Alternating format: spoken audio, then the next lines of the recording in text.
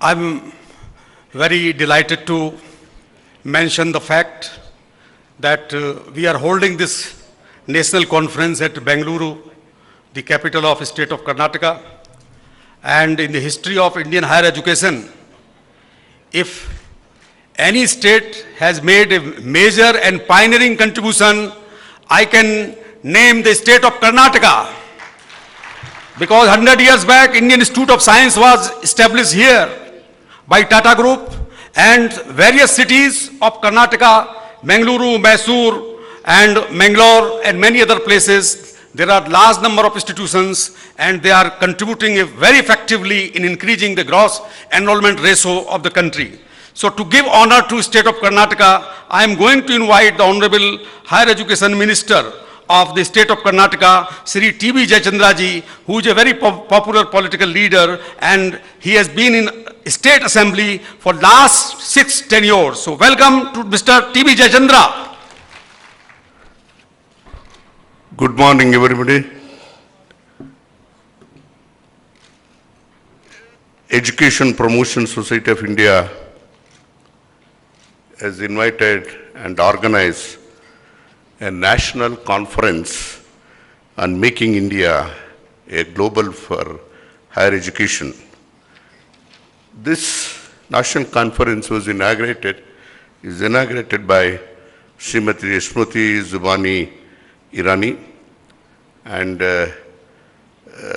my colleague Sharan Prakash Patil and all the distinguished persons who are on the dais and almost all the stalwarts, educationists from all over the country.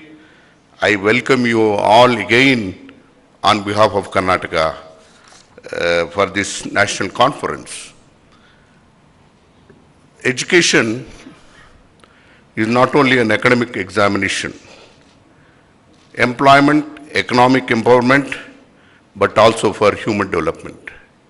Education should make every individual capable physically, mentally, intellectually, emotionally, and spiritually. Research study conveys that education has been found to be significantly related to the Human Development Index. Edward Deming, one of the world's greatest management and quality guru, when he asks what is his one-point recipe of the sustainable development of the economy, he said that human development is important. Higher education in the present era is stimulated by economic consideration. Cutthroat competition to achieve material success has made man mechanical. Rat race in the field of education and economic life can be seen in terms of insecurity, distrust, lack of fellow feeling, etc., leading to discontent, frustration, sexual harassment, crime, drug abuse, and suicide. The only solution to overcome this challenge is the introduction of good governance in higher education. World-renowned management guru, led Professor Prahalad, stated that good governance is the only fundamental requirement for inclusive growth of any economy. Countries like Singapore are planning to have 150,000 foreign students. Australia, nearly 400,000 foreign students, earns about 14 billion a year. India's population is 1.2 billion, has about 27 foreign students, and no plans for regulated increase because of the controls in the higher education.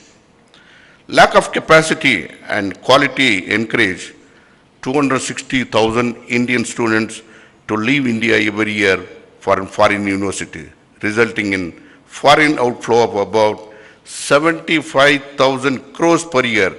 Assume 50% of 2 years master plan and 50% of 4 years undergraduate course. At any given time, 460,000 students leave India per year. Students' bank loans are only 40,000 crores at present. This has a scope to go up more than 100,000 crores once the quality of education improves within the country. In the lines of international standards, India requires additional 15 to 20,000 PhDs per year.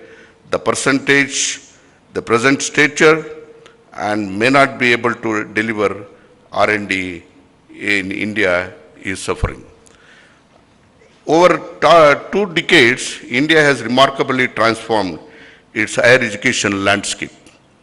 As a result, India has been able to provide low-cost, high-quality education for the students at all levels, with the effective use of technology and well with the student-centric learning-driven model education. India has bettered its enrollment numbers. In today's classrooms, the students is an active participant in the education process, and the role of professor is of the facilitators as opposed to an instructor.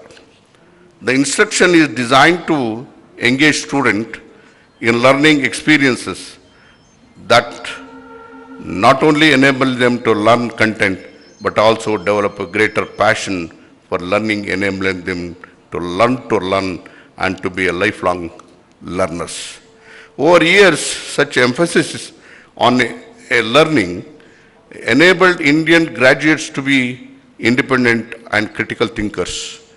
Increase in collaborations between Indian and foreign students for the faculty support and curriculum design, joint research, student faculty exchange and twinning programs to build 21st century model for higher education that is of high quality, yet equitable and affordable, and makes India a role model for higher education system that is just the best in the world and best for the world. We believe that to convert India's vision statement into potentially, India needs 3 types of institutes: foundation institutions, career-focused institutions, research-focused institutions. If Indian education has to achieve excellence, quality and innovation and cutting edge for R&D, the first step would be to deregulate and unchain the goddess of learning. Competition will be induct quality, lower cost, innovation and excellence.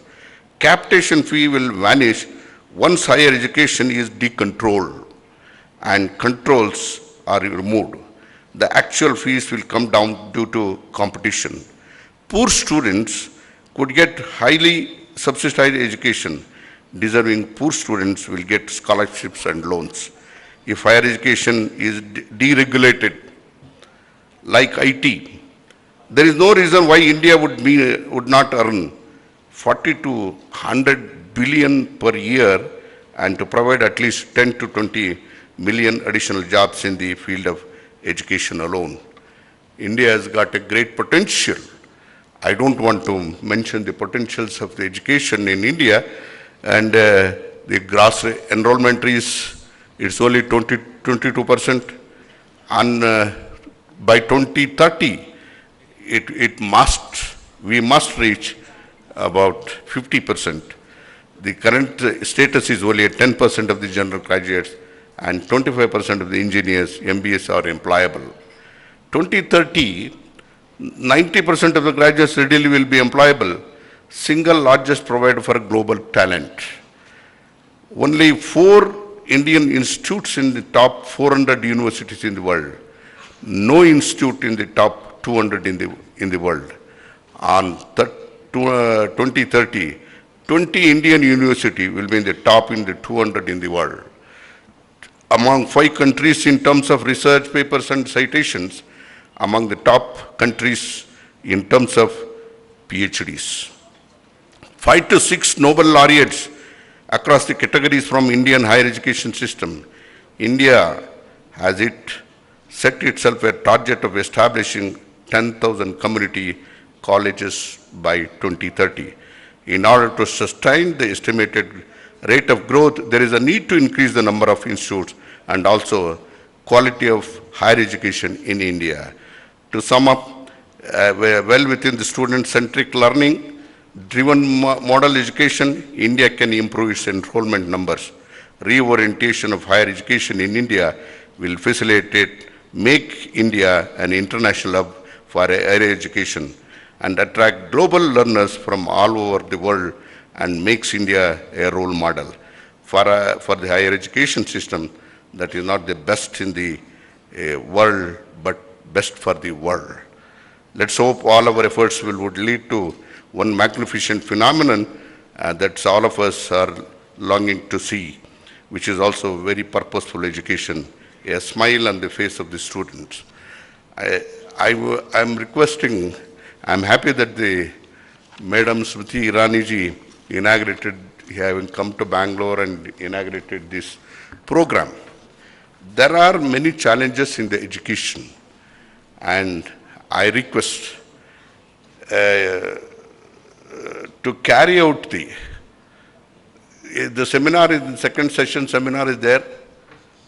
Stalwarts from all over in India are there. They will post the problems that India is facing and what are our challenges, how to face it. And and I'm hopeful that it will be addressed by the Honorable Minister for HRD. And once again, I thank her and all the people who have come from all over the India for Bangalore. And Bangalore is a place and it's a brand name. And it is a place for learning, and it is a knowledge city of India. And it is not only an IT capital of Asia, it is a BT capital and a knowledge city of India.